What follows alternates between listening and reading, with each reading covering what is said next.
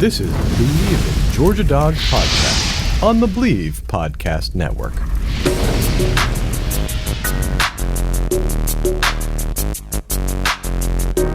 Scored a touchdown earlier on a direct snap. Now it's Michelle's turn, running all the way. Gets to the edge. Sonny Michelle will send the Dogs home to the championship game. 53.5-yard drive near hash, kick right, snap, hold, kick is away, it's reaching, and it is good, good, good. Hot Pod does it. All right, Hot Pod. Wilcox with an up and out, wide open, touchdown,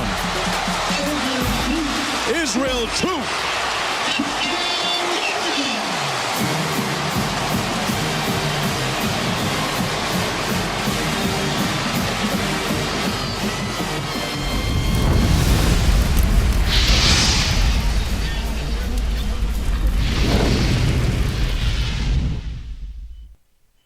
Right, back with another edition. Welcome in.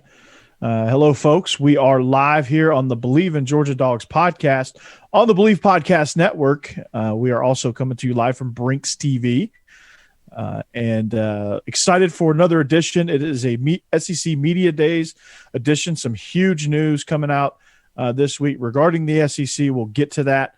Possible expansion on the way. Some new developments in that. We'll get to that. Of course, Media Days, who won, how did Kirby do, most importantly. We'll just kind of generally riff on that. Got a brand new commitment, maybe talk a little Auburn preview. Joining me, hopefully in a little while, hopefully he's safe right now. It is Israel Troupe. He is currently in a weather delay. So this is we're doing a baseball style here. We're doing the rain delay. So he's there's a nice little storm moving in. And the exact words I got in a text message that I had with him, I said, what's the update? Everything good? He responded back to me, said, sounds like World War II outside. It's moving quick. So the bombs are bursting in the air. Down in Albany. So hopefully he's safe. He will join us soon, as soon as that clears up. If you want to follow us, it is scrolling right down below you. All of our social media info, Twitter, Instagram, all that good stuff. So just read the scroll and listen to me as I talk. Again, my hot takes tonight are fueled by Avocare. So they are sparked. I don't want to say fueled. They are sparked by Avocare. So if you want to get your hot takes sparked, come see me. So Avocare. Yeah. Also, we are presented by betonline.ag. Congrats to the Bucks. They have become NBA champions. They proved you can do it with just one superstar. So, but that doesn't mean that July is done. July is definitely still heating up, and it's still on fire. We got baseball going on right now. The Olympics are right around the corner, and BetOnline has all the latest odds, news, and information for all your online sports betting needs. This is what you should do. You should visit the website today or use your mobile device to join and receive your 50% welcome bonus on your first deposit. So before that next tip-off, face-off, or pitch, or javelin throw, or whatever, head on over to BetOnline and start playing today. BetOnline, your online sportsbook experts. Well, I am currently solo, as you see. Like I said, Israel's going to be joining us here. So just wanted to kind of talk a little bit about what's happening with this whole SEC expansion thing. It broke yesterday on my show. We talked about it, Steve Willis and I, on SEC After Dark. You can find that right here on our channel. There's a playlist link below with SEC After Dark and Beast of the East. So be sure, as you're watching, after you watch this episode, go back and see what Steve and I had to say about it. But it's very, very interesting what Oklahoma and Texas are doing, because it just so happened during Media Days that news broke. And we got that. I got that news alert late in the afternoon, and it came up and it said, Texas and Oklahoma have inquired about joining the SEC. Well, I remember way back in 2011 when all of this expansion stuff happened, that Texas said, you know what? Nah, I'm good. not really keen on joining. But now they're now they want to join. They want to bring Oklahoma with them. There's a lot of good implications, a lot of bowl implications. I guess they see the money finally, and they see the avenue for success within the conference. So they're going to come right on over. So the latest development is there was not an SEC, but there was a Big 12 call, like a conference call, basically like, hey, here's the plan moving forward. Here's what's going on. And Texas and Oklahoma were not involved. They sat out of that meeting, and I think that it's ruffling a few feathers. And so this thing is, the Texas Tech AD, he is actually the president of the university, the chancellor is very heated. He tweeted, like many across our state and within the footprint of our league, I'm extremely disappointed by the actions and intentions of our friends in Austin and Norman from day one of the Big 12 Conference's existence. Texas Tech has been proud and trustworthy partner. So, you have to think there's a lot of things that come into play. Are they betraying their fellow members? Are they, why are they joining? Why are they doing it? What's the motive? What's happening with all of that? So, as the layers of this onion of expansion continue to peel back, you're going to get a glimpse into how ugly college football can get. And you're going to get a glimpse in how crazy this thing is about to become, especially if this expansion is pushed through. Now, there's some parameters within the SEC that would prevent Texas and Oklahoma joining, and that I think is if 4 members decide to say no, then it's nixed. So Texas A&M is going to say no. They've been heavy against it, and probably, well, I don't know. Judging by Missouri's reaction today during media days, they might just say bring it on, and they might just throw the horns down, which apparently is a penalty now. So they might just do that. So, as far as my opinion on what it means for the SEC, I mean, I like it. Bring it on, right? Let's get the best of the best in there. A lot of people are like, no, this is going to mess it up. This is going to, this is going to make things weird, whatever. But I think it's going to bring a lot of good competition. I think it's going to make this conference extremely interesting. I think it's going to be very, very good for the conference. I think it's going to be good in other sports. I think it's going to bring money. I think it's going to bring market and eyeballs to the conference that you don't normally get from the middle of the country, especially in the state of Texas. You reinstate the A&M Texas rivalry, which I don't know why Texas A&M is. I don't know why they're against that. Maybe they're threatened. Maybe that's a bad thing for A&M if they join the conference, recruiting wise, things like that, because they, right now their big advantage is they're in the SEC and Texas is not, and that's the biggest thing they've been able to hold over Texas's head with all these recruits is the fact that, hey, we're in the SEC, you're not. Good luck, and with that changing, it makes it interesting. It makes it interesting to say the least. So we'll jump back into this here probably as Israel. So if it feels like we're doing a big giant talking in circles, it's because I'm waiting on Israel. So I wanted to kind of get my initial piece out on that. So, but from Ross Dellinger, the SEC network, they kind of put out a pod system. So if this were to happen, okay. If this were to happen, and I kind of like this idea. I think this would be good for the conference. I don't know what it would do to the conference championship game with the pod system, but it would maybe you just get like a overall best record. I don't know how you would settle that, but maybe you would get like I don't know. That I think it's still developing really. So the 14 pods, okay? So you would say, Oklahoma and Texas come in. That makes 16. So you got 4 pods of 4 teams. So pod A would be Florida, Georgia, Kentucky, and South Carolina. That's an interesting pod. I like that it preserves the Georgia-Florida rivalry. Kentucky, South Carolina also make good opponents within that pod. Pod B, Auburn, Alabama, Tennessee, and Vanderbilt. So you get 2 big in-state rivalries. Yes, Tennessee-Vanderbilt is an in-state rivalry. Just wait till Tennessee loses to Vanderbilt, then you'll see how much of a rivalry it actually is. Those 2 schools do not like each other. And then, of course, we know what we know about the Iron Bowl. Pod C would put LSU, Mississippi State, Ole Miss, and A&M. You preserve the Egg Bowl and the Magnolia Cup.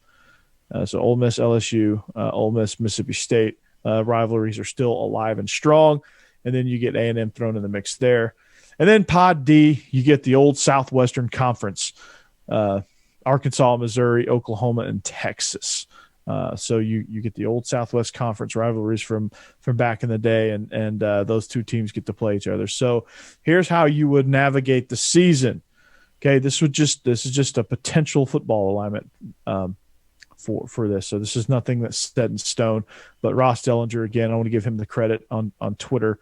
It'd be a 9-game conference schedule. Okay, you play the other teams in your pod every season. You play 2 games against each of the other pods. Okay, host every team at least once every 4 seasons. Okay, and then I think it would probably there's got to be some sort of championship format that they would have to do, but I think again that's being developed. But I like that idea. I like the idea of pods.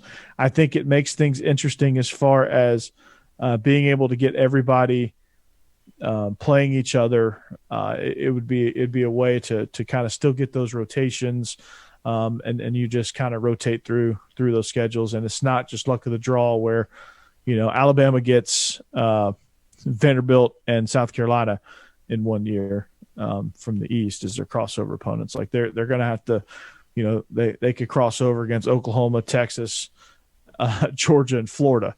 1 year, then that would be, do you want to talk about tough? Now that would be really tough, right? That would be really tough. So also you have to think, what's that going to do to the Big 12, right? So what's that going to do to the Big 12?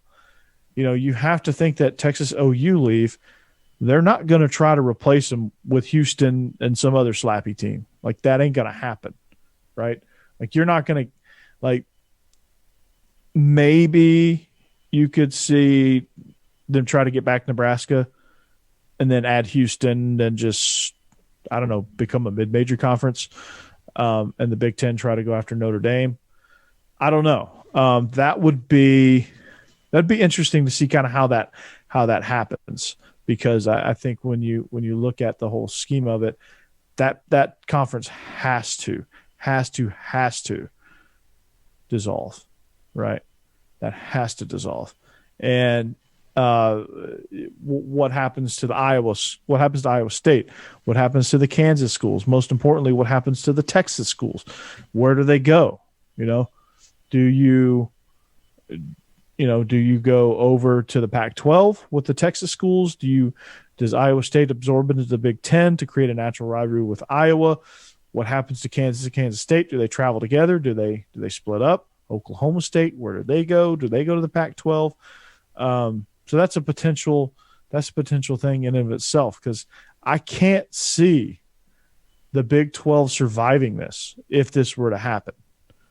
I can't see that conference surviving if that were to happen. But last night, Steve Willis and I talked about some of the implications and what it would look like. You would have to realign the divisions. You would have to get some sort of system set up to where you can, you can kind of preserve some of these matchups and, get some things going to where you're not playing one team every 8 years. And so like Kentucky fans would never get a chance to travel to Austin or vice versa. So there's some things you got to put in place, and you got to figure out before this happens.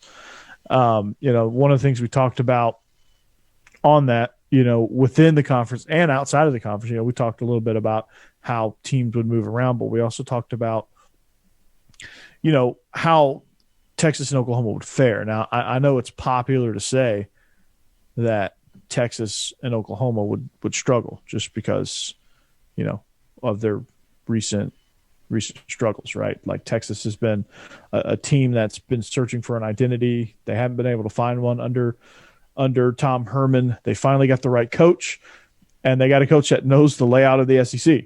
And I think Sarkisian's going to be really successful at Texas. I think he's going to do a great job. So I'm excited to see what he can do. I have a lot of family in Austin. I have a lot of family in Texas in general, between Austin and Dallas, and they're all Longhorns except for one, and he's a Sooner. And they're all. I haven't talked to them about this. I'm curious to know what they think about joining the SEC, about reuniting with Texas A&M. So I'm excited, man. I'm excited. Now I think they'll do well. I mean, they're two great programs. Oklahoma has had all the success they're going to have. They're going to come in and continue to have success. Now, are they going to go 12-0, 11-1 every single year? Absolutely not, right? Because they're going to have to play Auburn, Alabama, LSU, Georgia, Florida, Ole Miss, Texas A&M. I mean, they're going to play a really hard schedule. So to say any team's really going to run the table in the SEC if they join is going to be a pipe dream, right? Even Alabama, you can't play that type of schedule year in and year out. It's going to run out on you at some point. Even if you're Nick Saban, it's going to run out on you. And I think it's a good thing that we're going to see competition, right? Competition is what you want. And when you get it, it's going to be absolutely awesome. So I look forward to kind of seeing how this develops. Again, the Big 12 is going to fight it. Look out, another player in this is the Oklahoma State Legislature. They're looking at possibly passing a bill that Oklahoma cannot leave without Oklahoma State. They have to go. They can't be in separate conferences. Can they do that? I don't know. We're about to find out. So that's another. I mean, there's a lot of avenues you could go down, and this story is one that's it's going to be relevant for weeks to come. So I'm here for it. I'm looking forward to seeing what's happening. So stay tuned, and we will come back to this because I know Israel's gonna join us here in just a second. So we're going to circle back to this one. I want to talk about SEC Media Days a little bit. I want to jump down to that. And one of the things I was impressed with was just the conference as a whole. I thought all the coaches did a great job. The new guys I thought really showed out. Clark Lee had a tremendous showing for Vanderbilt. I was really impressed with him. Josh Heupel, I've been impressed with him. I continue to be impressed with him. I think he's really good. I think he's the right guy for Tennessee. Another caveat, speaking of Tennessee, you're going to get a chance to see who the real UT is.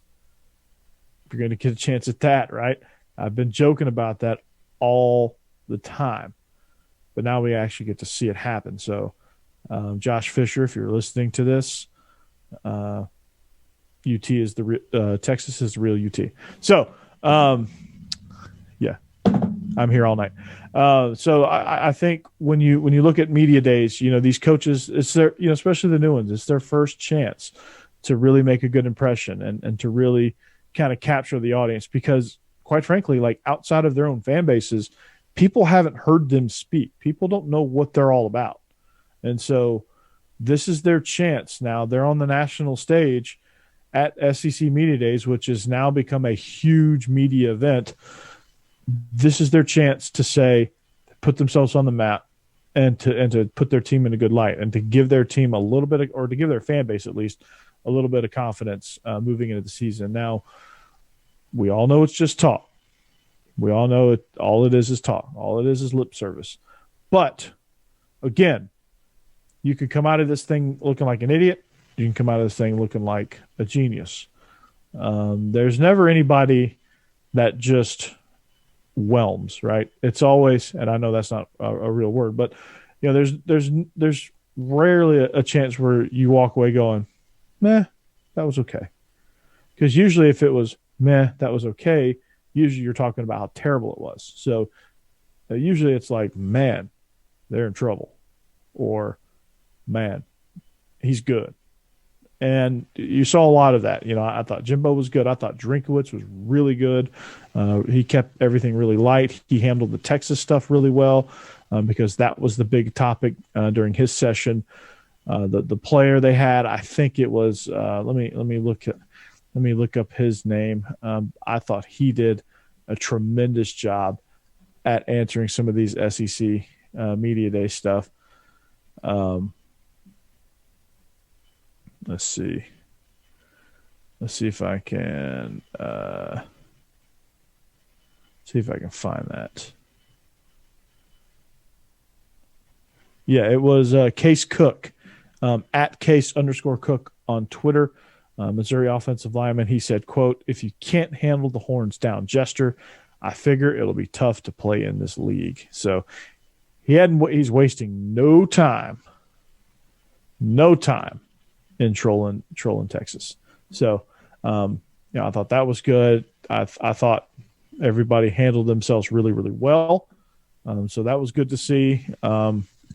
Josh Heupel was tremendous. He's been tremendous. He spoke at a coach's clinic when he first got hired. I mean, just the charisma he had with the staffs, or not with the staffs, but with all the coaches that were in attendance, the access that he allowed us. He answered questions. He hung around. He small talked with everybody. And sometimes you get these big time coaches, whether it's NFL or college, and they try to big time you, right? Sometimes you get that. Didn't get that at all with Josh Heupel. And he was very gracious with his time, spent a lot of time with us, and made sure that, he really just gave us the pillars of his program. So I thought he did a really good job. Kirby Smart did a really good job. Lane Kiffin, again, this event is tailor-made for somebody like Lane Kiffin, somebody like Mike Leach. Like Mike Leach just never disappoints at media days. He's a soundbite, right? Let me spark up. DM me at Coach Burton 36 if you want to partake. So it's so the big storylines, right? Dan Mullen, he's wholeheartedly behind Emory Jones.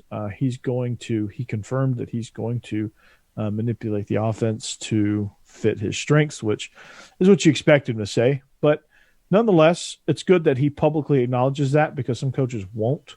They'll just say, yeah, we're going to do the best we can. They're going to give you some standard coach speak. But, he was very forthright and very candid. And that's one of the things I really liked about these sessions, is that these coaches were really good. Shane Beamer, he's got a lot of work ahead of him. It's going to be a huge, huge, huge rebuild. So, but I think he did a really good job. I think he instills a lot of confidence. I think eventually, when he builds that roster back up, if he can, because South Carolina's not easy to recruit at, they're going to be pretty good. He gets after it. He's going to run a good program, good clean program, and they're going to do a good job there. So I'm encouraged by that. Kirby had a lot of great things to say. Again, I mentioned last night, a lot of the good things that Kirby said were not about the actual football stuff. Obviously, there's a lot to brag on there, but he was bragging on the fact that, during all this social injustice stuff, that he challenged them to do the right thing and not just sit there and say all the right things, but actually go out and back that up with actions. And they did. Dogs for Pups is a foundation that Cortez Hankton and his wife started, and the players jumped in on that, and they help underprivileged kids in Athens. That's very, very good. That's very nice to see. Some of the stuff with the medical stuff with Ron Corson, he led up the SEC Medical Task Force. That was incredible. So I was happy to see that, and it showed. It showed because Georgia had very minimal COVID issues. Not saying that no one got COVID behind the scenes, but the way they dealt with it was seamless. They didn't have to, I guess the procedures they have in place. I don't know the exact procedures they had in place because I wasn't there, but they were doing something right because they had very minimal disruption with their season due to COVID. So, hats off to Ron Corson. Again, Georgia just opened up a brand new football facility, largest weight room in the country, and I think it's extremely good that they were able to do that. So, I just got an update from Israel. He's going to be joining us in about 5 minutes. So you only have to hear me ramble on for about 5 more minutes. But again, if you want to follow us, man, look down below. Find us on social media. Israel's very, very active on social media. He's in some discussions. I'm definitely gonna ask him about the whole Deion Sanders situation, Coach Prime. He was very adamant that a reporter not call him Deion. And so we're going to get his opinion on that, and him and I will discuss that. I don't want to reveal my opinion yet because I want this conversation to happen, and I want you to hear it first when it happens. But again, I want to remind you guys, find us on YouTube. We do have a YouTube presence. We are building that channel. It's the Believe in Dogs YouTube channel. You can find also my Beast of the East and SEC After Dark videos linked there as well. There's a playlist on our channel that those videos are on. So I'm all over the place, guys. So you gotta catch me where you can. And of course, all our videos are there. Very becoming more and more active on Twitter. Again, we were supposed to have Jay Boy on today, and he called me earlier and was, he was like, man, I'm so worn out. This whole SEC media days, man, it's a grind, right? It's a grind. The whole expansion thing, all of that stuff. It's a grind. So, and he's worn out. So I don't blame him. We'll catch up with him next week. I'm sure this expansion stuff's not going to go away. There's not going to be, camps are going to be a week away from opening next week. So we'll get some good stuff in with Jake when he joins us next week. So hopefully he can get some rest, and hopefully he can bring his A game there. He's been dealing with this whole Twitter nightmare too, so I'm sure that's exhausting. I'm sure that's been exhausting. I'll let him tell you about that. If you don't follow him on social media, you don't know. So you'll find out next week. So I'm going to build suspense, right? That's what we do. So, like I said, media days. We're gonna when Israel jumps in here, we'll continue on this whole thing. I'm gonna go off here on a little tangent as I wait. I was, for the first time ever, I watched, or I tried to. My sleepiness didn't allow me to finish the game. But I watched a very, very large portion of the Suns-Bucks game 6. Basketball might be back for me, which is, I guess, good. The NBA was about as compelling as you could get. We're presented by betonline.ag. This is why I'm talking about this. I'm still trying to learn how to bet on that stuff. So I was extremely impressed. I was extremely impressed with the Bucks and how they were able to do it with just one lone superstar. And it got me thinking. It got me wondering, what would that look like over, with college football? Because you have these teams that are loaded. But you have teams like Vandy, who has a great quarterback and some decent pieces around them. Can they win with that? Obviously, they're not going to win the conference and beat Alabama, beat Georgia, or beat A&M, or they're not going to run the table in the conference this year. Let's not say that that's not what I mean. But they still can be successful. Conceals as good as they come. I wonder how that's going to be. We're going to see a real life example of that with Ole Miss this year, because they have Matt Corral as their superstar. They have Jerry and Ely as their kind of supporting star, and then they just have a bunch of guys that know what their role is. And so I'm interested to kind of see, and I'm going to dig deep with Steve here in the coming weeks on SEC After Dark because we're going to go there. Matt Corral is rated as the best quarterback in the conference preseason. He's preseason first team all conference. I think he's a preseason All-American. So I'm excited to kind of see what Ole Miss is going to bring to the table, and I'm very, very, very excited about that. So, without further ado, joining me finally, he's donning the red and black. He is he made it through the storm. His boat is still intact. Oh, wait, no, this is not a scene from Forrest Gump. Joining me, the man, the myth, and the legend, the Storm Chaser. I feel like you kind of took the name Tornadoes a little too seriously, Israel. What's up, going man? on, man? What's going on? Yeah, it's hurricane season down here in South Georgia, so you never know what you're going to get now. We had a little storm that came through, but it came and went, yeah. So I'm back and ready to roll. Absolutely, man. Well, look, I've been rambling for the last I don't know how long, so you're gonna have to come in here and save me. Let's jump backwards for a second. All right, let's hustle backwards. Texas, Oklahoma, man. What that news broke yesterday. What was your first reaction when you saw that? Did you like? To me, I thought it was kind of fake. Honestly, I was like, yeah, I thought we were at a OTA, headed to an OTA yesterday, and the news came across Twitter, and I was like, this has to be a joke. I don't know why they would want to leave the Big 12. I mean, it really doesn't make sense to me. But I guess if you're going for a power rankings or anything like that, I guess that would be the reason why. Because if you think about it, if you go undefeated in the Big 12, you win the Big 12 championship, there's a good chance you're going to make the playoffs. So I don't understand why they would want to come to the SEC. Yeah, absolutely.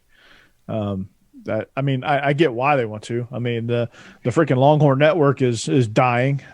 First of all, that the ratings are terrible, I'm sure, and they just want to get in a league where they have a chance to win and be successful. I think, and honestly, I kind of like it because there's a lot of possibilities now. With college football, and I think that changes the landscape of some things, and it might bring some necessary shakeup to the landscape of college football. Yeah, you got to look at the recruiting aspect. It'll definitely open up recruiting for Texas as well. They get to tap into some of these SEC teams. I mean, not the SEC team, but these Southern high schools get a couple of recruits in. I mean, like you said, the Texas network is dying, but SEC network is on full blast right now. So, that. A lot of things kind of take into consideration as to why they would think about it. But I think I read that it's Greg Sankey is the SEC commissioner, right? If I'm not mistaken. Yeah. Mm-hmm. He said it was just talk here and there. He didn't even know how it got out, So it'll be interesting to see, what happens moving forward. But like I said, I really don't understand why they would want to move, out of the Big 12. Yeah, it would seem like. Well, it's obvious that the Big 12 is really just not doing much to help them competitively because, overall it's a really weak conference, right? Mm-hmm. If you look at it from top to bottom, you got Texas, you got Oklahoma, and then every once in a while you'll have teams spread up like Iowa State, Baylor every once in a while, TCU there for a few years, but never really a sustained team that was like like there was 3 or 4 teams every single year that we're going to be pushing for college football playoff consideration. Mm-hmm. It was basically just like for a while it was just Oklahoma, and then can Texas do it, and there wasn't really too much buzz around the Big 12. Mm-hmm. And Texas and Oklahoma, I guess, feel like they're going to get left out of the playoff picture if they don't do well, and they see a chance to jump into this playoff, even when it becomes a 12-team playoff, because they're going to be in the SEC. So when it comes to rankings, like, hey, we're in the SEC, we're going to get a lot of credit in the rankings. So that's going to give us a better chance of getting in the playoff, even if we don't win the conference. And so you have to think that line of thinking was presented to them. So they reached out to the conference, and apparently they're being pretty aggressive about it because there was supposed to be this big conference call with all the Big 12 institutions, and Texas and Oklahoma just basically gave them the big middle finger. So this thing's getting interesting. It's gonna get real interesting, But I would love to see it if it happened. But you just never know. But like I said, it's something must have happened in order for this to even be about. So either you don't get credit for beating Kansas. Everybody's beating Kansas. I think my Monroe football team can go out and beat Kansas. So I think that right now, like you said, I think it's a level of competition. Winning the recruiting battle. With the player likeness now too as well. If you're not winning, and people don't know who you are. So I think they're just trying to get their name out a little bit more. Everybody knows Oklahoma, but unless Oklahoma's playing somebody big or it's a late game, I mean, nobody's really watching Big 12 football. But everybody's watching ACC football, SEC football, things like that. So I think all that stuff's gone into consideration.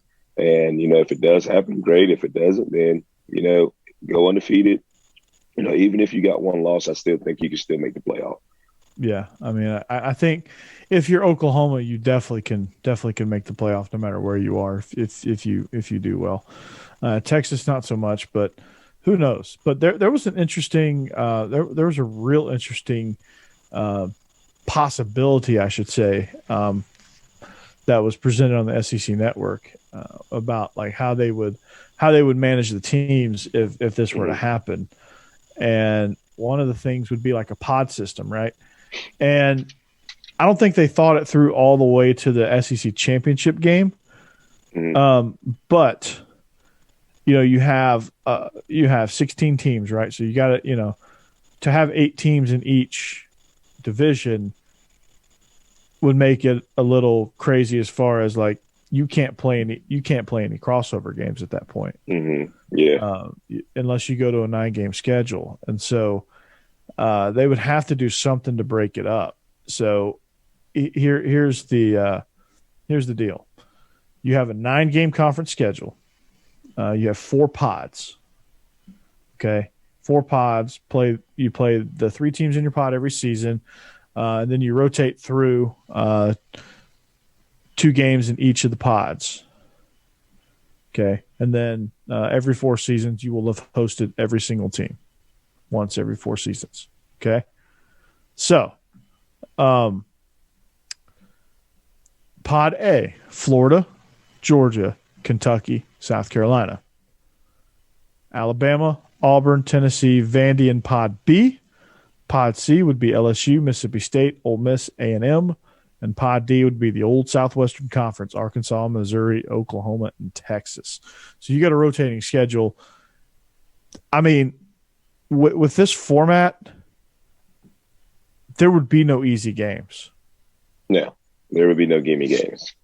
Not at all. Because Mississippi State's good now. Like, they're going to be good because Mike Leach, that's how he rolls.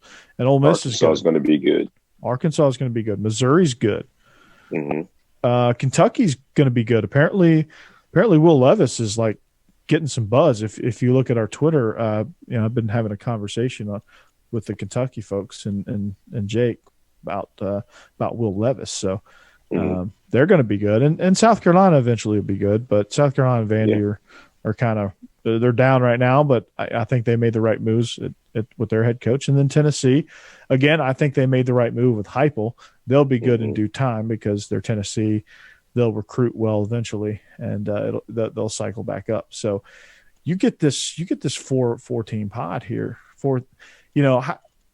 There's nothing as far as like SEC championship. So how do you think they would handle that? Like that would be weird. I think they just kind of have to configure everything kind of when Texas A&M came in. So I like the pod idea.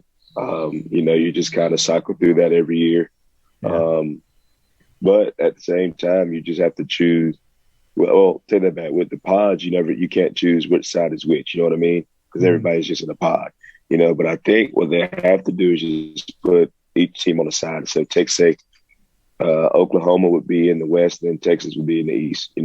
I think that would be the best way to do it. But like you said, there would be no gimme games at this point. You'd have to pay pretty much a full game schedule, which I like because there's no slacks. You got to bring your A game every single week. Because with Texas and Oklahoma coming in, they're going to come in to prove a point. It's not just coming in just for giggles. It's coming in because we think we can win this conference. We think we can compete. So, I think you just have to put. I like the pod idea, but then, like you said, you kind of have to decide who will be the SEC champs. Well, I guess you have to take the top two with the best record. You know what I mean? So that would be the easiest way to do it. And here's another year. Here's another thing that I've seen. Somebody, I don't know who it is, has gone through and like made potential schedules. So this would be like 2 whole pods would play each other, and then you'd play 2 random games from the other 2 pods. So like you have a South, Central, East, and West pod. And like, let's say year 1, the South and the Central would be paired together, and the West and the East would be paired together, right? So like the West and the East, they would play – like the West would play all the teams from the East. So you would have, the South and the Central would all play each other. And so the top team out of that pod, out of those 2 combined pods, would go. And then the same with the West and the East, like Florida, Georgia, Kentucky, South Carolina, Texas, Oklahoma, A&M, and Mizzou would all play each other. And then they would play 2 random games from the South and the Central as crossovers. And so like you would like – and every year it would rotate. Like the pods would rotate as far as who's paired up. And I guess on a 4-year cycle, it would reset to back to being, South, Central, East, West. And so you would just do that. And that's I think like that's Russian roulette. You never it could be a different champion every year. It would be a different team every single year going, which would be fun. It's one of those things to where if it works, great. If it doesn't, let's just keep it simple and split both of them up on the side and let's go to work. Yep. So I'm excited about the possibilities. There's a million different ways this thing could go. So we'll keep you updated on that. I'm sure this will be some stuff some developments that will come and go. So have you been paying much attention to media days? Have you noticed anything? I think I heard Kirby speak a little bit the other day. Like we've been so busy this week with OTAs and stuff. I hadn't watched TV. Everything I really see is just for me scrolling on Twitter. But I heard that Coach Harsin had a great one the other day. Coach Stoops talked well, so I hadn't really had a chance to listen to him. But I heard that they gave some pretty good stuff, and of course Mike Leach is Mike Leach. So I know his interview went really well. At media day. Yeah. In my ramblings, I was going on and mentioning that I thought all the coaches did really, really well. Ed Orgeron has some, he's probably had the most challenging questions to face with, all these allegations that are pending on him. I thought he handled that really, really well. I thought their representatives, Derek Stingley and Austin Deculus, really did a good job there. I was impressed with Drinkwitz today. He was peppered with all this Texas-Oklahoma stuff. I thought he did a good job with that. I thought Jimbo did a really good job. Of course, Leach is great, man. He's incredible. He's great for TV. Yeah, great for TV. I mean, him and Kiffin are built for this thing, man. This is like their Super Bowl, right? They're built for media days. Kiffin was great. Kirby, obviously, I thought Kirby did a really, really good job. Jordan Davis, I watched all those on YouTube. I made sure to watch all our Georgia guys on YouTube, and I just caught snippets of the others. But I thought Jordan Davis did a really, really good job. JT was good, poised, he had a few tough questions about some of his teammates, because that can be kind of awkward, right? It's like, the guy you're directly competing against, right? They ask you about him. they're like, yeah, how's he developing? And, deep down inside, you want to say, yeah, he's not as good as me, but yeah, you can't say that. So yeah, most definitely. We had to take that class, how to talk to reporters, when we first got to Georgia. So, you got to watch what you say. But one thing Kirby did say, it was about expectations of other people and his expectations. One thing he said was, we don't worry about the expectations that people outside of our program put on us. Yeah. Because at the end of the day, it's hard to make young men, do what you want to do all the time. Yeah. So he said, we worry about day to day, what we got to do, what we got to do to get better and things like that. So we try not to listen to the outside noise and worry about what you expect us to do. Our expectations are already high, so we can't compound that with extra pressure from the outside noise and try to do something else. And that's what I think about every time I get asked, is this Georgia's year to win it? It's Georgia's year every year to win it, but as a coach, you instill that in your guys. You want them to think that, but you can't worry about that. That's what 13, 14 games down the end. You got to win game one first before you even think about, playing in January. So, I think he did a good job of that. That really stuck with me when he said that. Yeah, absolutely. And he had a really nice quote from Henry David Thoreau as far as success and expectations and things like that. He said, success comes to those who are too busy to look for it. Yep, that's it. That's what I was looking at. That's exactly what it was. Yeah. Yeah. It was that quote stuck out to me. And usually I don't remember things like that. Usually I have to look it up and read it word for word, but that one kind of stuck with me because I was going to talk to our team about that, but apparently I need to go even further back to talk to our team. We didn't have such a great day mentally at our 7-on-7. Physically, athletically, we made some really good plays, but man, we lost our minds today. Yeah, we went against the mighty Coffee County Trojans today. My little Tornadoes went down there and put on the show today. I was really proud of them today. Apparently your little Tornadoes came rolling through town just a few minutes ago. Yeah, they did. They all go to bed now. Lord have mercy. It was bad, man. It sounded like World War II out here.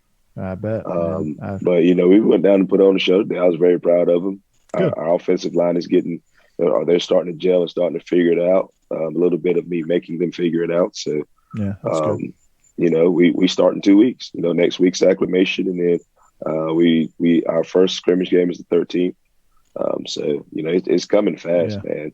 You think, hey, even with COVID happening, this summer went by quick. Yeah, it did. It's going to be exciting coming up. Yeah, we've been.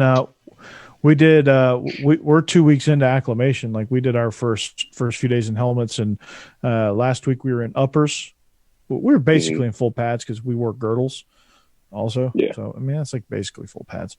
Next week we're going to be in full pads, and we got a first scrimmage on Friday against the same team we went 7-on-7 with today. So Franklin Road Academy. So I'm excited to kind of see where we're at when we can play real 11-on-11 football, because honestly. You and I have talked. We're not built for 7-on-7, and that's okay. I don't really care to be built for 7-on-7. It doesn't really bother me because we're gonna do a lot of play action. We're gonna be explosive. Jet's probably gonna be our best play. That's probably gonna be our number one play. And I'm excited about our progress. I'm excited to see where our offensive line is. They've got a ways to go, but I think they can do it. So I'm excited about that. But speaking of high school prospects. Man, we literally and figuratively got a huge commitment today. Branson Robinson. Yes, he's a huge young man. But here's the thing: you lose Zeus, and then you get another one. That's crazy. I know. It's insane. I was. I'm not surprised, but because I think he's been Georgia all along, and You lose a linebacker commit today, but Branson Robinson is somebody that comes in and immediately makes this offense explosive, right? He comes Dale in. McGee is a recruiting machine. He is the running back whisperer.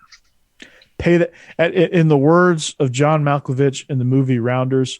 I don't know if you've seen Rounders. Pay that man his money. Yes. Pay that man his money. And I can't stress how great he's been in recruiting and just what he's been able to do and the impact that he's had, not only with the running backs, but I mean, just being a dog in recruiting. And so this is just yet another piece to the puzzle here. And I'm excited. You look at pictures of him. He's, I've heard somebody refer to him as a hero action figure. I mean, the kid he's supposed to be a senior in high school. He's deadlifting over 700 pounds. Mm-hmm. I mean, I think he benches like over 340 something pounds. I mean, that's unheard of. And he plays, you can hear linemen and stuff doing that, but he's a running back doing this stuff. So, I saw him in the UGA jersey and everything. I'm like, who is this man? When you look at him, but he's going to be a freshman when he rolls in Athens. So I'm excited to have him. And like I said, Coach McGee, man, he is blazing the trails. I mean, whatever he's selling, he need to come sprinkle some on our guys, So, yeah. I mean, I'm excited to see this. I mean, we'll never have a shortage of running backs. We got great. If you lose two, we're going to lose two this year with Cook and Zeus. We know that already, but still, you got three more back there, and you add another one. So, I mean, I think it's 4 or 5 back there now. So, I mean, it's a great problem to have. Yeah. And he does a great job of mixing in reps, finding ways, finding what they do well. Certain situations we want these guys in. So, that takes a lot of game plan and understanding your guys. And that's one thing that Coach McGee does. He understands what they can do and what they can do well. Yeah. And I haven't seen anybody that's been able to successfully rotate 4 running backs and get them big, meaningful carries. And he's figured out a way. He's figured out a way to get a meaningful snap. So I'm excited. Welcome to the club, Branson Robinson. Glad to have you. You're going to do well.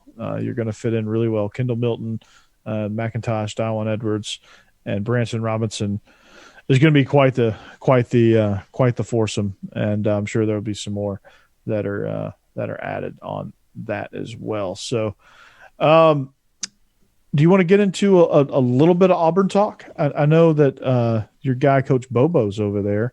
Oh yeah. Do you want to get into a little Auburn talk? Let's preview them a little bit.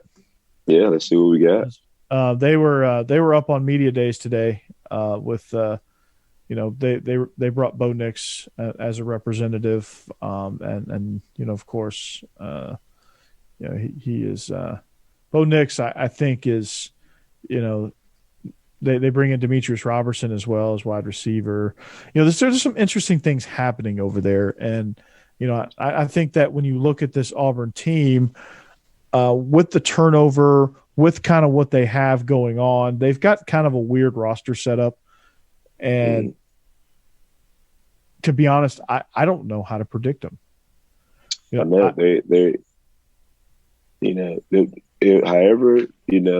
How much better and how much progression that Bo Nix has done is going to tell how good that offense is.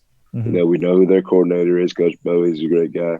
Coach Harsin comes in, bringing in a different mentality to what they're doing philosophy-wise. So if Bo Nix has progressed, I think Auburn has a good chance of being successful, except for one game of the season, of course. Defensively, they're still going to be really good. That they got a great defensive coordinator. So it's gonna be one of those situations where if Bo Nix can come out and do what he's supposed to do, they can move the football. They got one of the best running backs in the league. So if they can come out, Bo Nix can progress, and that was really the problem. It was Bo Nix. Bo Nix didn't have anybody pushing him behind him, so he knew he was the star. He was never going to be taken out as quarterback, so he didn't work as hard. He's arguing and he acted with like his it. OC. Yeah, and he's arguing with his OC on the sideline. And I'd say Auburn's problem, they just got kind of stagnant with Gus Malzahn there.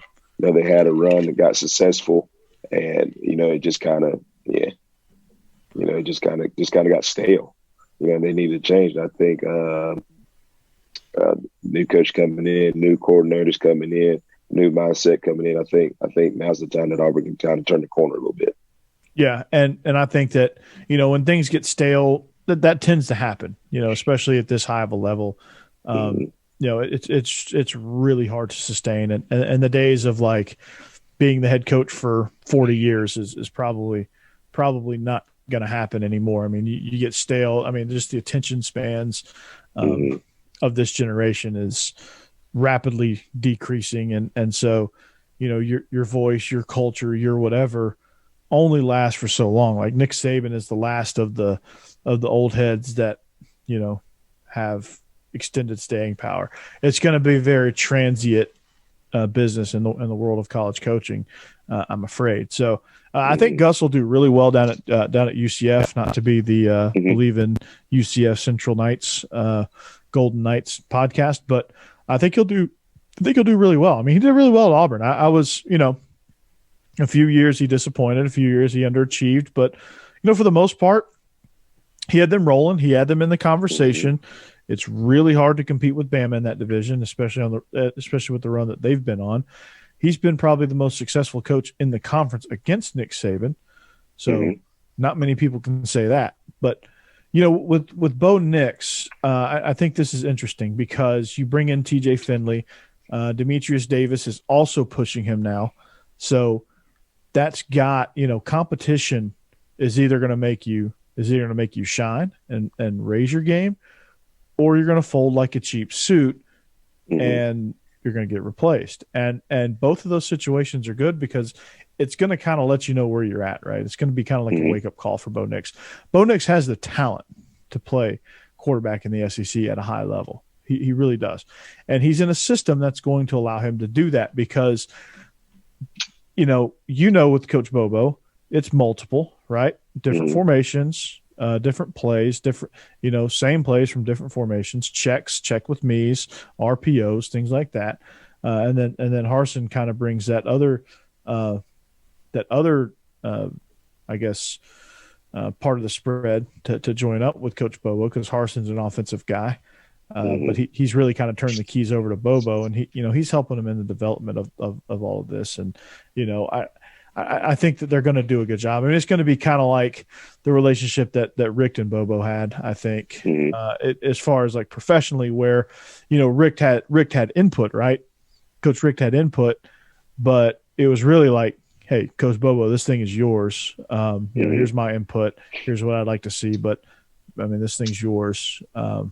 Just kind of weave these things in and you got it. And so, Bobo does a good enough job, I think, as a coordinator. And I think he's going to be a good coordinator. And he's one of those that, I mean, he tried his hand at head coaching. Didn't work out for him well. Not a great situation at Colorado State, but, a number of factors got him. Health was one of them, unfortunately. And head coaching, I don't know that it was for him, and that's okay. So, Bo Nix believes in him. I think Bo Nix and him are getting along great. I don't think there's any other option because, Coach Bobo is somebody you either love or you hate. I imagine. Most definitely. And, I see Bo Nix really flourishing in this offense, to be honest with you. I think Auburn's going to surprise a few people. Ole Miss is really going to be a surprise team in the West at how good they're going to be. I think Auburn is a couple of pieces away from being back to where they should be towards the top of that division. This year, they'll be good. They'll be solid. They won't be great. But you have Tank Bigsby. I think he's the best back in the league. I really like Isaiah Spiller, but I think I would rather have Bigsby. I think Bigsby is as good as they come. When you talk about nationally, I think he's up there as well. He's extremely, extremely talented, and they're going to find ways to use him. And I think, with this new with Coach Bobo's offense, like running backs do really well. I don't know if you've heard of these guys. Todd Gurley, Sony Michel, Nick Chubb before Coach Smart got here. They had really good years. No Shaw Marino, Thomas Brown. Oh, yeah, those guys. Yeah. All of them played in the NFL, right? So, to me, Coach Bobo's offense knows how to feature a running back. That's scary when you have a guy as talented as Tank Bigsby. That's scary. So, as far as Auburn's offense goes, I'm excited. And Bo Nix, Demetrius Robertson, I hope he has some tread left on his tires. That guy's had a tough career as far as luck goes. Had a really good freshman year at Cal, transferred to Georgia, just couldn't gain any traction in the lineup for whatever reason, for various reasons probably. Gets a fresh start for one season down at Auburn. He's taking advantage of his COVID extra season, and he's going to join the Auburn Tigers. What impact do you think he's going to make? I think he's going to make a big one. They lose Schwartz. They really don't have a big play guy over there at Auburn yet. So I think, we all know what Demetrius could do, but like you say, he never could crack, the Georgia lineup because, people are just slightly better than him, within that receiving core. So I think, like you say, he's got a fresh start over at Auburn. They really don't have an established receiver yet. I think he can be that guy, that focal guy, because we know he can do it. I wish him all the success because, Coach Bobo's offense is very quarterback friendly, very running back friendly. Whatever he decides to do, the RPOs that he's incorporated now with different concepts, I think if they can get it rolling, they've always been pretty good up front.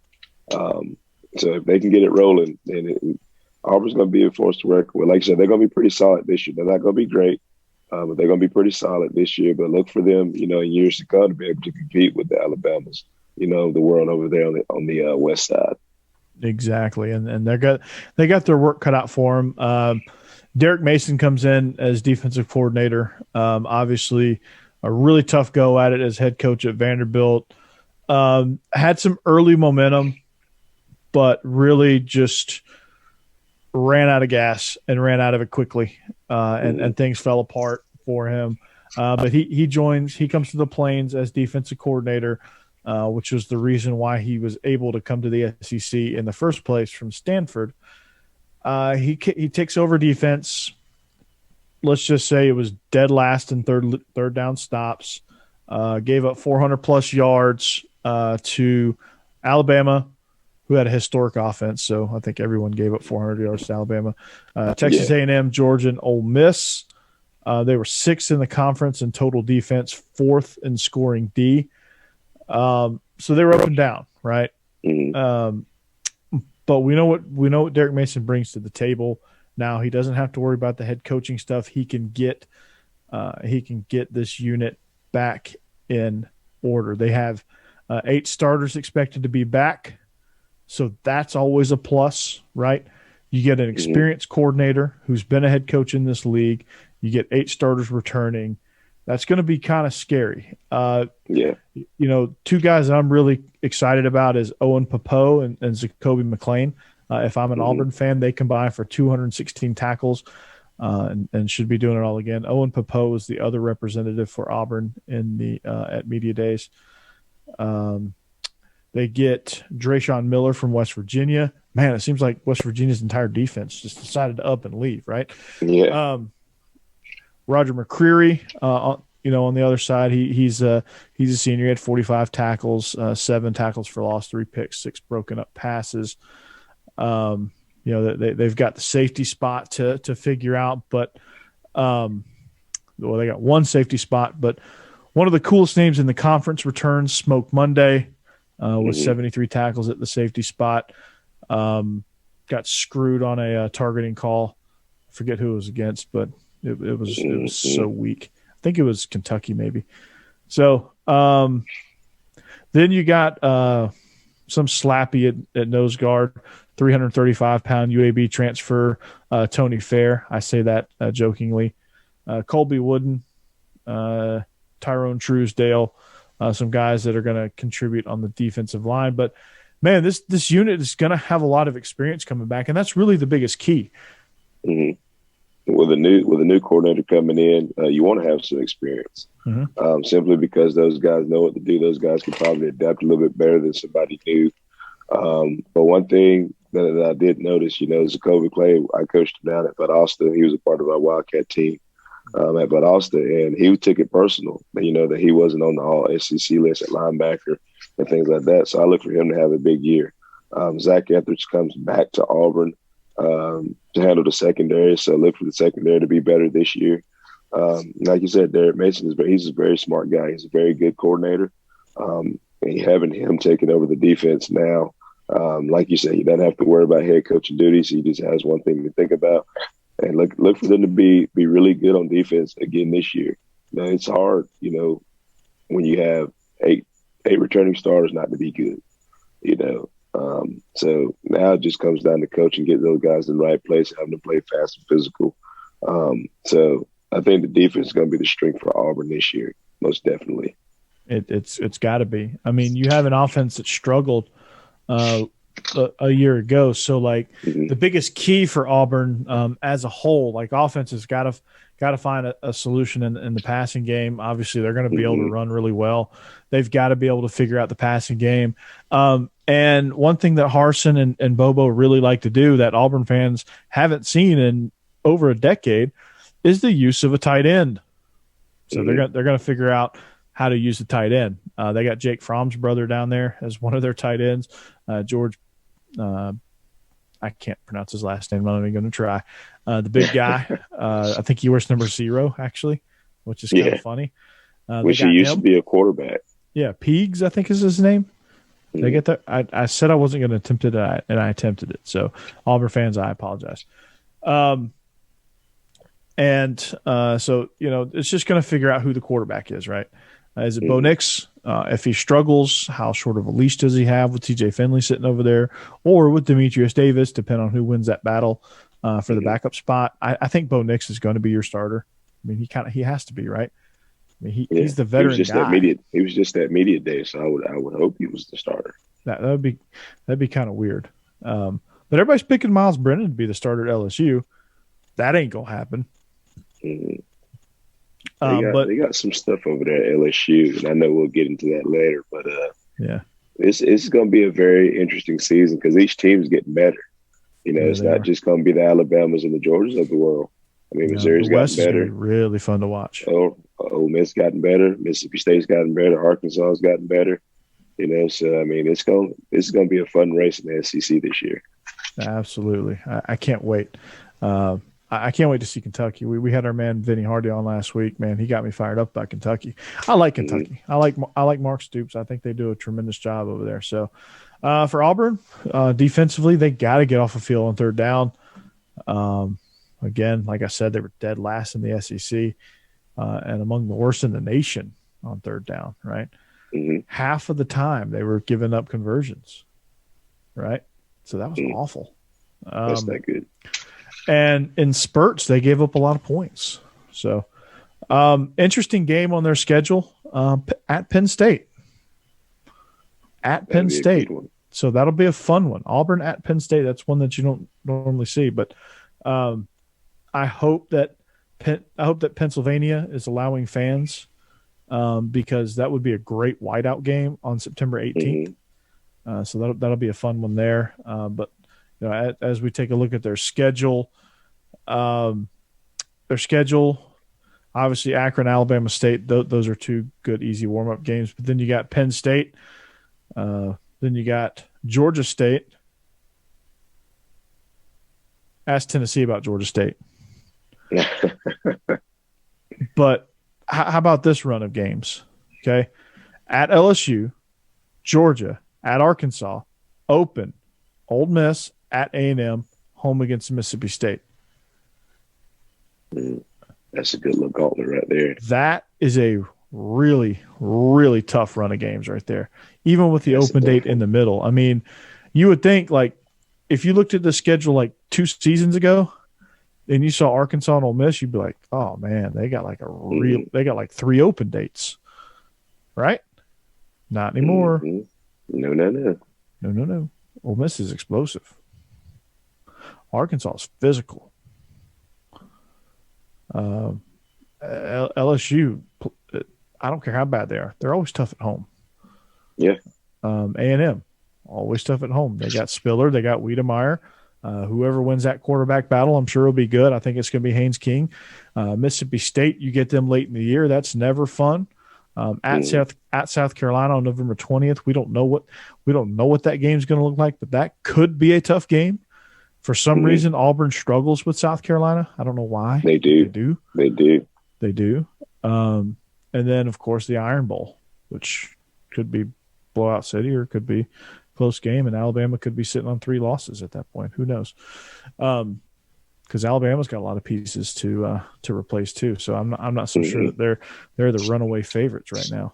The West is very, very interesting. So, but that's our look at Auburn. When we talk to J Boy next week, he's resting up, man. He is, Media Days took a really, really aggressive, interesting turn for him, and so he texted me earlier and said, "Hey, man, can we push? I am worn out." So I completely understand. So we're going to get him on next week. He said. I tweeted that programming note, and he said, "Yeah, it's going to go down." So, so he was, like I said, he's spent, man. So he's resting right now. Israel's trying to take on a 3rd career as a storm chaser. Yeah, it's that busy time, man. It's about to be football season. Everybody's rolling, so. I mean, it's a great time. It's the best time of the year when football season is about to start. So, our band was practicing today. Once the band start practicing, it's almost football season. So, I can't wait for next week when we start acclimation. I can't wait to see the Dogs kick off. Absolutely in Charlotte against the Clemson Tigers. So. We're going a little long because I rambled for 30 minutes while I was waiting on you. While I was waiting on Mother Nature, really, to let you get on the air, which is totally fine. But I don't think anybody signs up for our show to hear me ramble on. But so you're like when there's band practice going on, right? A, do they do it in the parking lot? And B, is the band director sitting up in like some scaffolding with a bullhorn just yelling at him the entire time? No, we say because right now while we're in the weight room, they're on the football field. But then they have a practice area right behind the football field as well, which is grass. So he's actually down. He's running around. He's talking to kids, getting them lined up. So he doesn't really sit in the tower. Our brand director is really hands-on. He does a really good job too. So they do it right down here now. It's like Battle of the Bands whenever they're playing. They play some old school jams and things like that. So that's so much fun.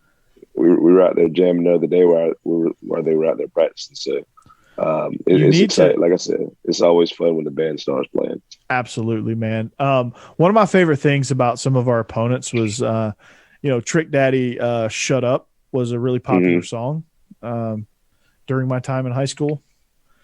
And these bands like North Clayton, Riverdale, we played all the Clayton County schools and Henry County schools in our region. So like Lovejoy's band, North Clayton's band, a lot of these bands would play that Trick Daddy song.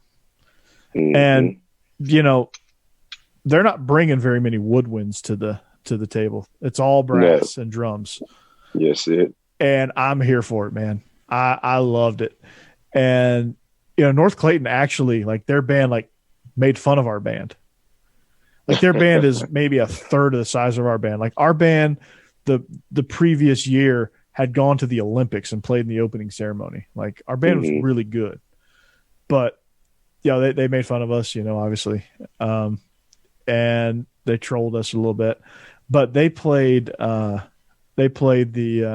song. They played that Trick Daddy song. That was probably the one that stood out to me the most. Trick Daddy, Shut Up. Cause it's like that. It's all tuba,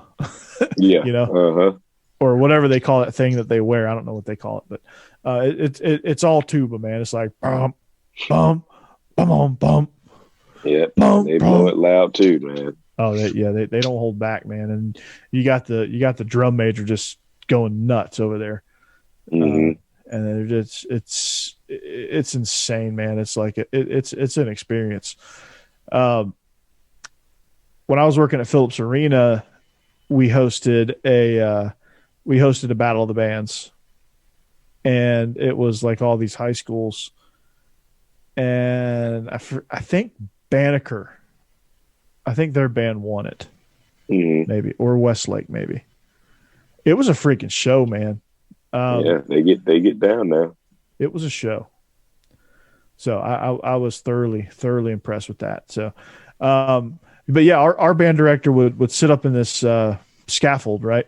He had like scaffolding built so that he could watch it. It was in the parking lot across, like at our school across the street. Like our campus, the way our campus is laid out is like all our athletic facilities is on the old campus. So like the old school was still intact. It was being used as like the alternative school. So like if you got in a fight and you got kicked out, you went to alternative school, which is right across the street. But all our athletic facilities were still over there. And so our new school was across the street. And just to be clear, the blueprint was sold. The blueprint was selected. The architect that designed that blueprint originally intended that blueprint to be for a prison. True story. True story. Wow. Prison. And the way it's set up, like it makes sense. It's like way too symmetrical. Windows are double pane, don't open. There's 2 interior courtyards.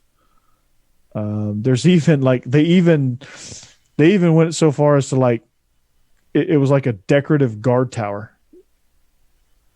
Like it looked like a guard tower, and they stuck with it. I mean, it was already built. No need to change it. I know, right? So I was like, man, this is crazy. Like, how do they do that? But anyway, I say that to say that we're up there like running gassers at 8:30 in the morning and practicing and hitting and sweating and like it's it's Georgia, so you know how hot it is, right? It gets just as hot up in the ATL too. They call it Hot Atlanta for a reason. So we're up there sweating our asses off, and of course, you hear the band. They're doing their thing, right? And you know that like electric timer thing that you hear. It's like the doot doot doot doot doot doot to keep them on beat. You would hear that, and you would hear him in the bullhorn, like he would say, like march time, hut, forward, and then he would say cut, cut, cut, and he'd start yelling at him. Yeah. And he did that for like the entire practice. We were like, God, sounds about right. It's like, man, that sounds about right. And they would always say, yeah, band practice is tougher than football practice. I'm like, well, A, no, it's not. But B, yeah, you got a point. Like you're getting freaking yelled at for no reason. It sucks. It's not tougher than football practice, but it sucks. Yeah, it sucks. Because it's hot and you're getting yelled at for taking a half step when you should have taken a quarter step. Yeah. Yeah. That's wild. Yeah. Welcome to Fayette County High School. You just got a glimpse. So yeah, but I think that's going to do it for us tonight. Israel, I'm glad you were able to make it. I was getting kind of worried that the storm was getting real bad because I know you said you were gonna jump in, but it's I'm glad that you did. I got me a ring light. Can you see my face is lit up now? I saw that. You got your little light. Yeah, check this out. I got to change some light bulbs check this out, outside this week. Oh, sweet. Behind the velvet rope, right? There you go. So I'm lit. So yeah, we a couple programming notes as we move forward. We're looking obviously to get Jake Crane on next week from the J Boy Show. Talk everything that's on this sidebar over here. Talk with him, get his opinion on that. Also, we welcome. We're going to get Kyle Sutherland from Hog Talk in here, talk about Arkansas. I got Chris Clark from Gamecock Central on deck. We're going to talk to him, preview the Gamecocks a little bit, have a little fun with him, and then work on getting somebody for Florida. I've got my Vandy guy. Try to reconnect the South Georgia connection with you and Ryan Seymour. Last time we talked to the Vandy guys, you were in a tree stand killing something. That is true. That is very true. like I said, you are like light years more outdoorsy than me. So, good for you. Have you killed anything lately? No, just the snake. That's about it. Just a snake. Yeah, there you go. Yeah. There you go. Just a snake. Well, we got to get you out there hunting, man. Well, you probably don't have I time. know. Well, oh no, I do. It's not nothing's really killable right now. Right. So their season's coming up soon. Good. I bet you'll go. Will you pull an all nighter like after the game and then just go sit in the tree? Yes, I do that all the time. Good for you. Another reason we need to get a light on you is to see this glorious beard you're getting in.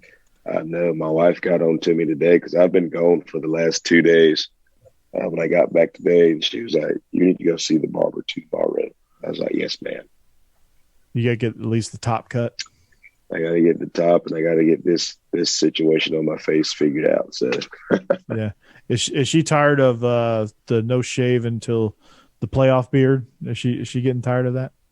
Yeah, she was like, "You growing it early?" I was like, "No, I just hadn't had time to go get a haircut yet. That's all." No, what needs to happen, like by the end of the season, you're gonna have like your hair's gonna be like down to here. Yeah, growing out the old school fro, might twist it up, give me some Allen Iverson braids.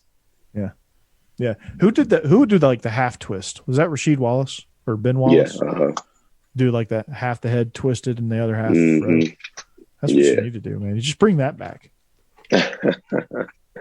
I couldn't. Like I said, I'm gonna live my beard life and my hair life vicariously through you. So you got to do all the funky hairstyles, right?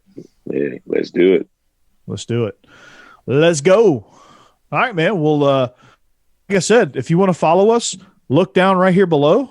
Follow all of our information. Israel is very, very interesting on Twitter. What did you think of the old Dion situation? Oh man, I had people after you saw the comments. People say this, people say that, but like I tell people all the time, if adults can't follow directions, how do we expect kids to? Exactly. If a coach asks you to call me coach, then just call him coach. Okay, Dion. It's really not that hard. I know that was so, that was so petty of that guy to do, right? And then people try to say, he's not his superior. It's not about being superior or being over somebody. It's just a point of respect. He says, "Hey, call me coach." I am a coach. I prefer to be called coach. Just do it. Mm-hmm. Coach Sanders, Coach Prime, Coach Dion.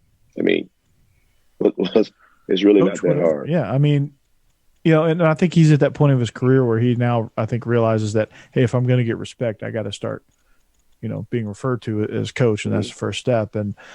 And I commend him for it because that reporter, it's like real hard to trust reporters when you see that kind of stuff happening. You know what I mean? Yeah. And I hate when adults try to justify adults being stupid. Mm-hmm. And how do you? It just bothers me so bad. You're going to justify the fact that he just told this man to call him coach. Just, hey man, can you refer to me as coach? And you don't. And now y'all are defending him and saying that Dion was doing too much. No, he wasn't. No. I don't think he should have walked off, you know what I'm saying? But still, that's what he wanted to be called. Just do it. It's really not hard. Well, the respect was broken. I don't blame him for walking off. The respect was broken. Yeah. Like you're not going to get anything productive out of that interview. So why stay there? Yeah. I would have not talked to him. I would have turned away from him and talked to everybody else. Yeah. So it is what it is. And, it's adults, and especially people who don't play sports. They don't understand. But as you can see, I was drilling them left and right. And everything they came up with was, he's not his superior. Okay, that's your point? No, he's not. But he's asking. He's making a simple request, mm-hmm. and he's gracious enough to take his time out and answer your questions.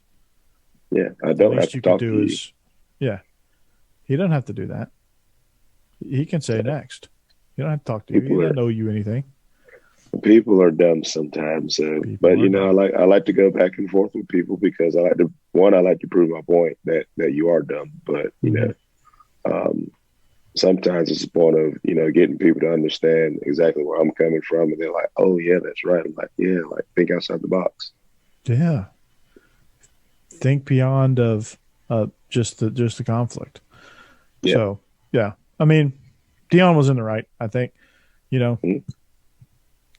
I don't know. Maybe he shouldn't have been. I guess if for Coach Sanders, I think if anything, if you want to point at anything that was wrong with that interaction, maybe he shouldn't have jumped on him like he did at first, because maybe that guy wasn't thinking about it. But then after the fact, the guy still very condescendingly said, "Okay, Dion." Interview over at that point. Yeah. Right. But maybe Dion could have came at him a little easier to start. Yeah. Maybe he was a little harsh in the beginning, but when the guy still didn't honor his request, okay, now it's on you. Got to bring the hammer. You got to set it straight, man. You set a standard, you got to stick to it, right? So that's it. But we have a standard. We stick to it. We are presented by BetOnline.ag, one of the best in the business at sports betting. Of course, I threw in a little plug for my Avocare business. I'm sparked by Avocare. So, yeah, love it, baby, love it. Yeah, so DM me if you want anything. If you want that spark, man. They got sweet tea spark now, which is good. It's like a Southern person's dream.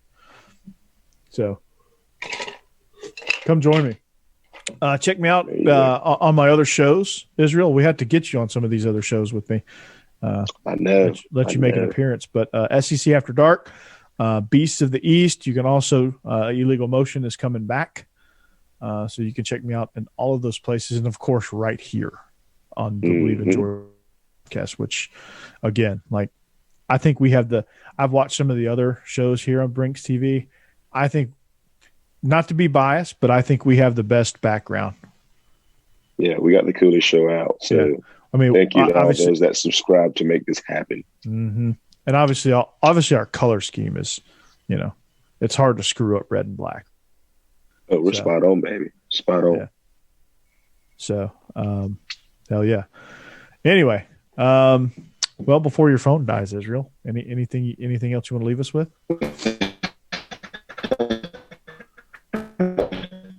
Uh-oh. Oh, I'm mad about football season, man. I'm excited. Everybody be safe as usual. Yeah, absolutely. And I think we might have caught you at just the right moment. So we are the Believe in Georgia Dogs podcast. Again, like, share, subscribe, give us some feedback. Follow us on social media as you see down below. Check us out. Check out Bet Online. And go back and check out some of our previous episodes. Get caught up on season 2. We look forward to we're going full steam ahead. We got J-Boy on next week. But for Israel and Mr. Storm Chaser over there, I'm Corey Burton. We are the Believe in Georgia Dogs podcast presented by betonline.ag. Have a great weekend. We'll see you back here next week. Goodbye. And go Dogs. Go Dogs. We out.